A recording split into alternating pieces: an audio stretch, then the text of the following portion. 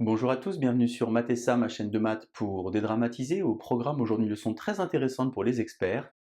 Exercice autour du binôme de Newton dans C. Pour ne rien manquer des publications quotidiennes, je vous invite à vous abonner à Math et Ça, c'est rapide, facile et gratuit. Je vous rappelle également que vous avez sur www.mathessa.fr tous les documents support pour une année scolaire sereine et réussie. Nous sommes aujourd'hui bien évidemment dans le premier chapitre de l'année des experts qui traite des nombres complexes. Je vous insère comme d'habitude le lien vers la playlist du chapitre afin que vous puissiez vérifier vos acquis et vos connaissances. Savez-vous par exemple calculer les puissances de i? Connaissez-vous la formule du binôme de Newton? La formule du binôme de Newton, justement la voici, soit a et b deux nombres complexes. Alors pour tout n qui appartient à grand N, eh bien a plus b puissance n, c'est la somme pour k allant de 0 jusqu'à n des k parmi n, ce qu'on appelle le coefficient binomial, a exposant n moins k fois b exposant k. Si vous vous sentez suffisamment à l'aise, eh bien comme d'habitude, je vous propose de mettre la vidéo en pause. Vous allez donc tenter de traiter les 3 exercices que j'ai préparés pour vous au tableau, et on se retrouve évidemment juste après pour la correction. Allez, un brouillon, un crayon, et c'est parti.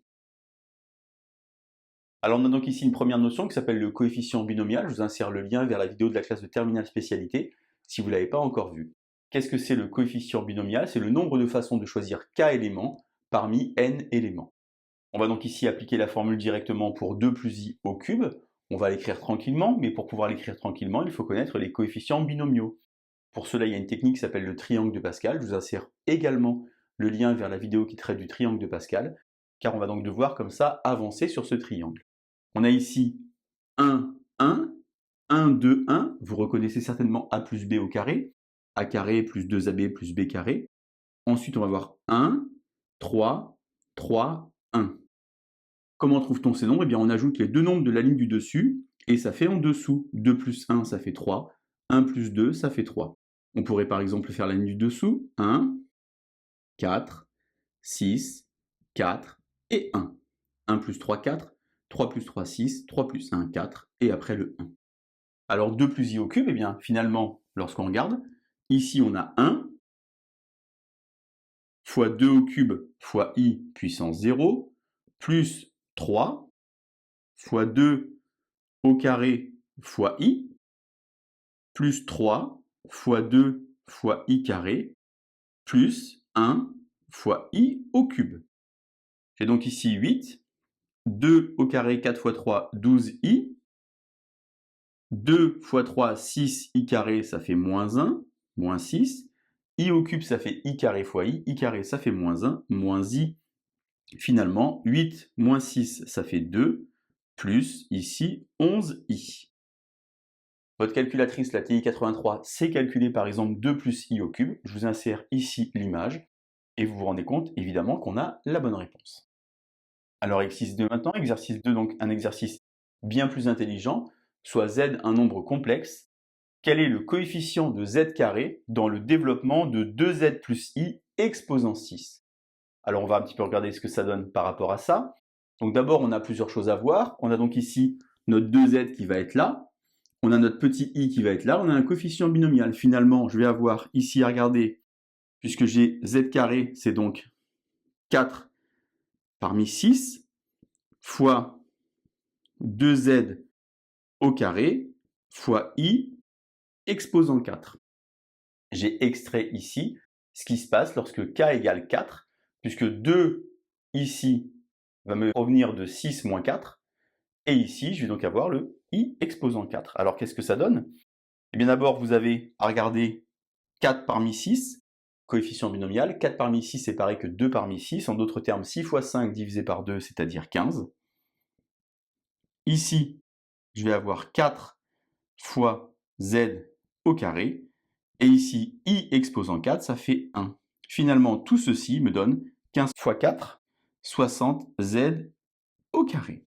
J'ai donc ici 15 fois 4 fois 1, 60 z au carré. Et le coefficient donc de z carré dans le développement de 2z plus i, exposant 6, eh bien c'est 60. Exercice 3 maintenant, je vais donc avoir deux sommes avec des coefficients binomiaux. Alors vous savez certainement que R est plongé dans C. Donc si on fait des calculs dans C, on peut évidemment faire des calculs dans R. On va donc travailler ici avec des sommes développées.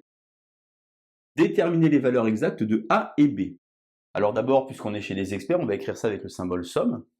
Ici, vous remarquez que vous avez les coefficients binomiaux une fois sur 2. C'est donc ici 2k parmi 100, avec k qui commence à 0 et qui va donc jusqu'à 100, c'est-à-dire ici 50 puisque j'ai mis 2k. Et pour le b, ça commence à 1, donc je vais avoir 2k plus 1 parmi 100.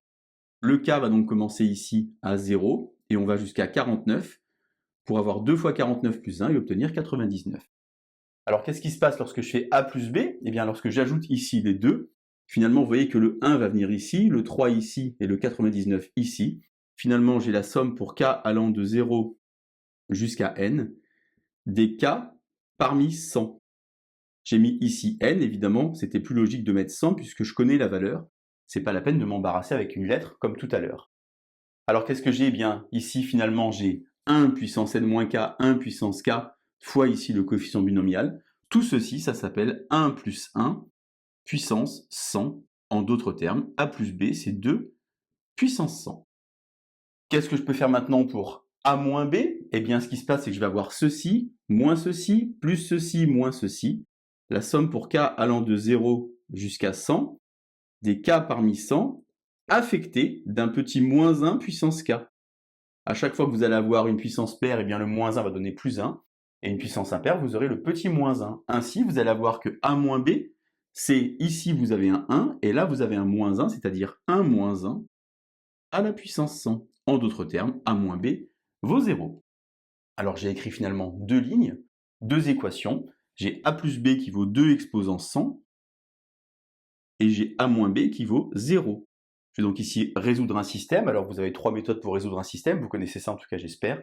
Ici le plus malin c'est d'ajouter les deux lignes. A plus a ça fait donc 2a, égale donc 2 exposant 100.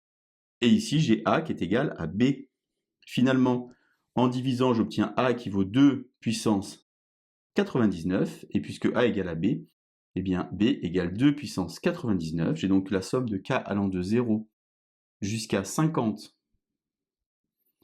des 2k parmi 100 vaut 2 puissance 99, et la somme pour k allant de 0 jusqu'à 49 des 2k plus 1 parmi 100 vaut également 2 exposant 99.